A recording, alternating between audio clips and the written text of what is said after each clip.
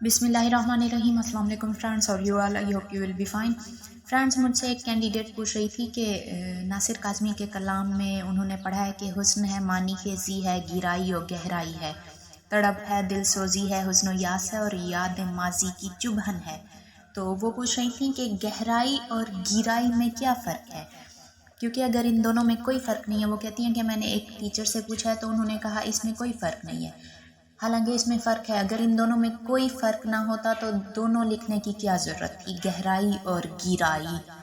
सिर्फ गहराई लिख देते या सिर्फ गिराई लिख देते, लेकिन जब लिखा हुआ है कि नासिर काज़मी के कलाम में गहराई और गिराई है, यानी गहराई और गिराई है, तो इनमें डिफरेंस तो होगा। उन्होंने कहा कि काइंडली क्लियर कर दीजिए कि गहराई और गिराई में क्या फ़र्क है। इसलिए मुझे उनकी रिक्वेस्ट पे वीडियो बनानी पड़ी है। गहराई का तो मतलब है किसी चीज़ को डीपली परखना, तो गिराई का मतलब, गिराई के लुग़वी मानी जो हैं वो ये है कि किसी चीज़ को गिरफ्त में ले लेना, पकड़ धक्कड़, या ऐसा महकमा जो मुजरमों को पकड़ता हो। इसका मतलब गिराई के हैं ये लुग़वी मानी। और गिराई के जो इस्तिलाही मफ़हूम है, इसका ये मफ़हूम होगा कि किसी चीज़, ऐसा अदब, ऐसा कलाम जो इंसान को अपनी गिरफ्त में ले ले। कैसे गिरफ्त में ले ले?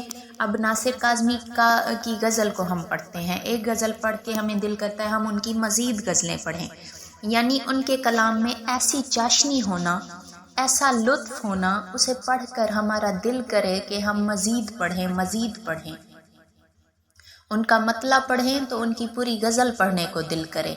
वो हम उनके कलाम में ऐसा सहर हो, ऐसा जादू हो जो हमें अपनी तरफ खींच ले।